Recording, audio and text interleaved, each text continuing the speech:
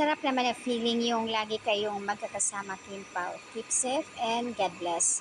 Ayan, Monday morning kanina may gym ang Kim Pao, morning routine kasama syempre ang kanyang mga friends.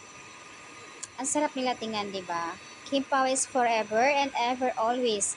So we don't have to worry about it. Nagbago na yan si Pao.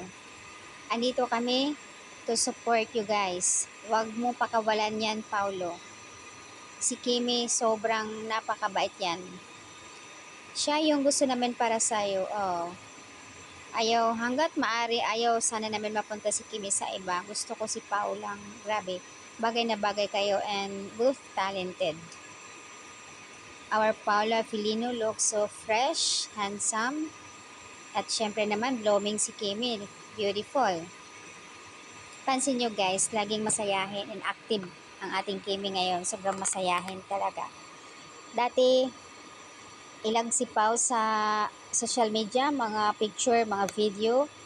Kasi nga tahimik. Pero ngayon, na medyo unti-unti nang lumalabas yung kanyang mga video, photos. Hindi na siya shy humarap sa camera sa tuwing may nag-i-interview.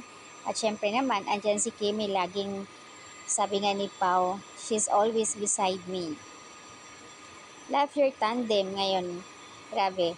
Humahanga kami sa inyo. Ganda nyo kasi tingnan kahit na may edad na, yung marunong kayo makikisama sa mga fans. At lalo na kay Paula Filino, laging nag-update sa kanyang Facebook and Instagram. Iba talaga ang Kim Pao, kaya supportahan namin kayo and praying sana the biggest earning sa inyong movie. Pagdasal namin yan. Stay strong and God bless Kim Pao.